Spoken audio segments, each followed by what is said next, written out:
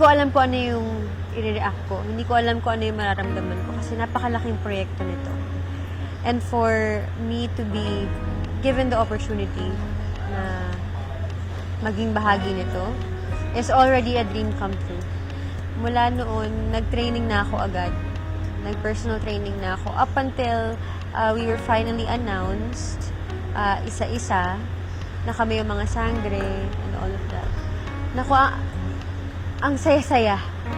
Hanggang ngayon, hindi pa rin nagsisink in, siguro. Not until na siguro umere ito at makita ng mga tao kung anong ginagawa namin. Hindi madali. Kapag ikaw ay naging isang sangre, kapag nabigyan ka ng ganitong role, hindi ka pwede basta-bastang sumalang na aarte mo lang na kaya mo. You cannot just wing it.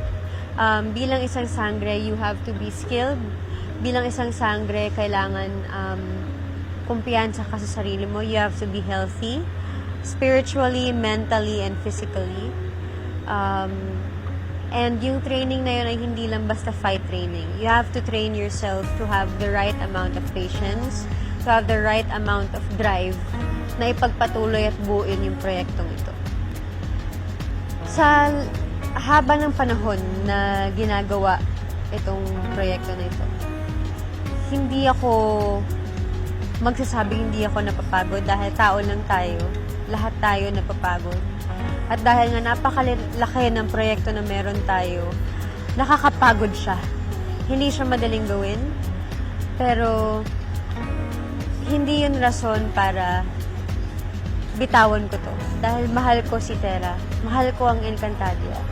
And again, alam ko sa sarili ko na maraming mga taong nag-aabang dito sa Encantadia Chronicles Sangre, lalo na mga Encantadians. Kaya para sa kanila to, kahit na anong pagod, kahit na anong hirap, hindi ko naiisip na susukuan ko ang kahit na ano.